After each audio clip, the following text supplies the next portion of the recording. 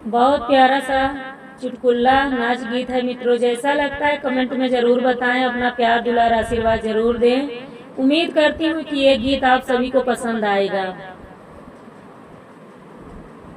भैंसी के चरवैया हमार पिया, भैंसी के चरवैया हमार पिया, भैंसी के चरवैया हमार पिया, भैंसी के चरवैया हमार पिया, भैंसी के चरवैया हमार पिया, भैंसी के चरवैया हमार पिया।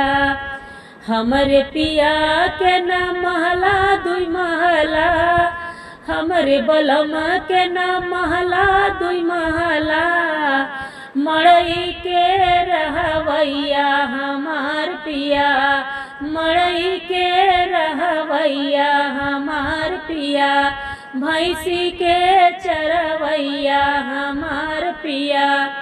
हमरे पिया के न ताराई नारा, हमरे पिया के न ताराई नारा, ताराई नारा हो ताराई नारा, हमरे पिया के न ताराई नारा, गढ़ही के नहवैया हमार पिया, गढ़ही के नहवैया हमार पिया, भैंसी के सुतवैया हमार पिया, भैंसी के सुतवैया हमार पिया।